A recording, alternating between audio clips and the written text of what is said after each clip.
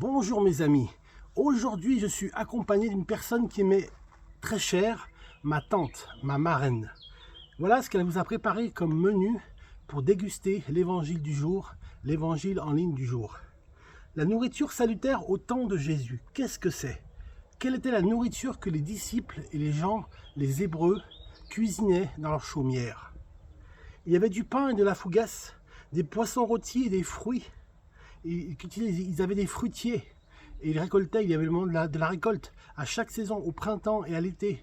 Et il n'y avait pas de fruits l'hiver, mais je pense pas. Mais il y avait des fruits, et ils récoltaient les fruits. Et de l'huile et du vin. Dans le jardin, c'est une citation d'une chère amie en Christ qui est décédée, qui est partie là-haut. Dans le jardin, tu rajoutes un peu de sel et un peu d'huile et tu as tout. Le jardin, tu as tout dans le jardin.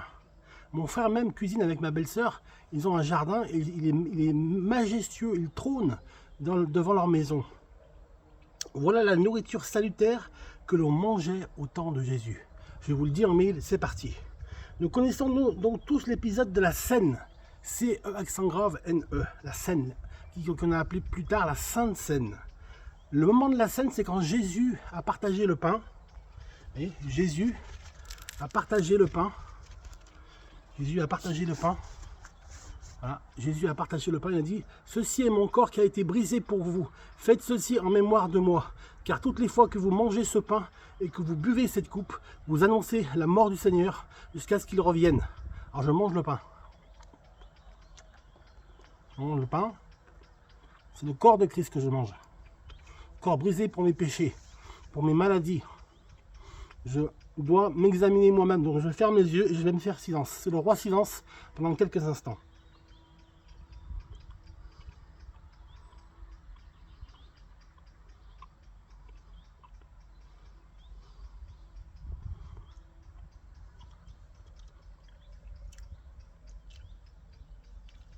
Voilà mes amis. C'est ce qu'on appelle aussi chez nos amis catholiques l'Eucharistie. Le corps de Christ. Je te donne le corps de Christ. Prends-le, reçois-le. Va à la rencontre du corps de Christ. Amen. Alors mes amis, l'alimentation dans la Bible. Qu'est-ce que Jésus et ses disciples mangeaient quand ils partaient dans les contrées de la Galilée, de la Judée? Et qu'est-ce qu'ils mangeaient en route? C'était de la cuisine sommaire.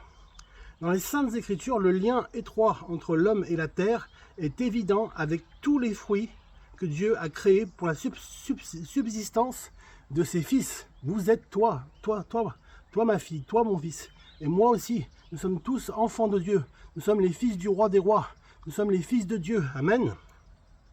Le pain était à la base de l'alimentation typique d'un juif des temps anciens. Et cela était vrai chez les riches comme chez les pauvres. Et oui, ils étaient logés à la même enseigne au niveau du pain. Seigneur, donne-moi le pain d'aujourd'hui.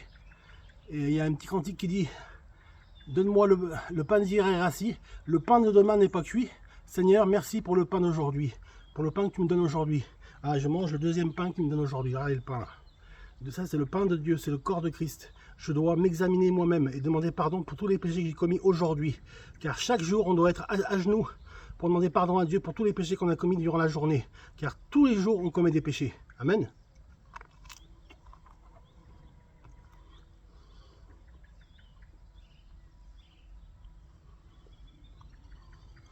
Là, vous avez un olivier à Jérusalem. Quand Jésus reviendra, je termine mon pain.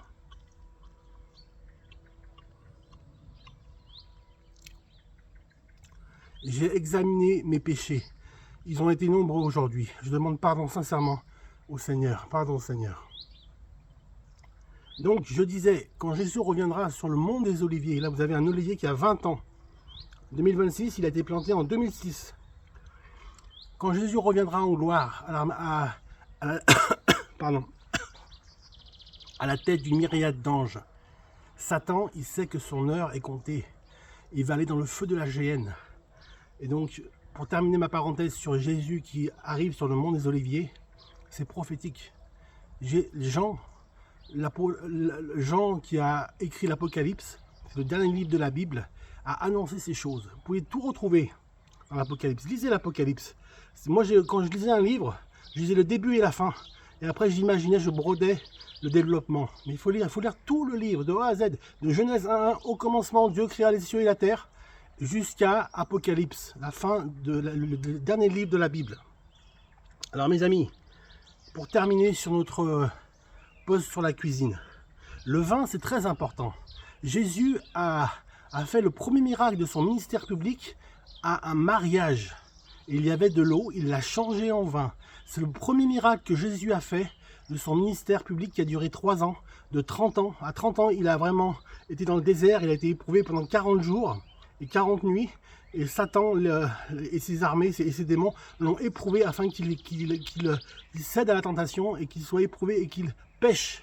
Mais Dieu, Jésus, le Fils de Dieu, n'a jamais péché, ni par omission, ni par intention, ni en pensée, ni par l'esprit. Non, il n'a jamais péché. Jésus est le seul homme qui est venu sur la terre qui a été parfait de A à Z.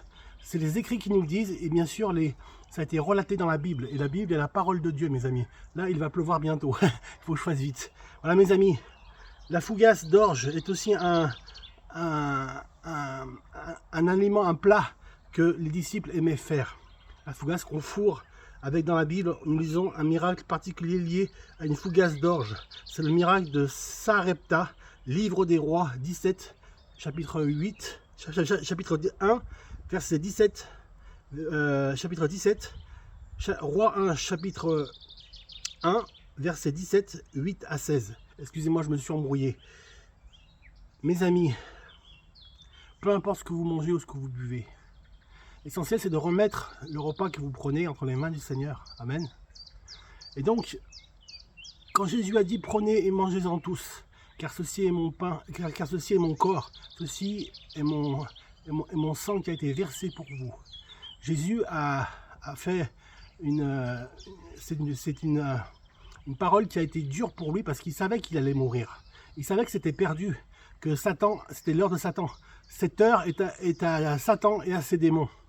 Et là, il a été brisé, il a été flagellé, on l'a insulté, on lui a craché dessus. Tout ça pour ta vie, pour ton cœur qui est là, qui bat. Ton cœur qui bat, eh ben c'est Jésus qui a donné sa vie pour toi. Pour moi et pour toi. Alors mon ami, sois vraiment sûr que Jésus t'aime.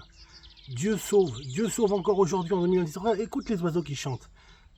Ils ne sèment ni ne moissonnent les oiseaux. Pourtant Dieu les nourrit, votre Père Céleste les nourrit. À quoi te sert-il de t'inquiéter?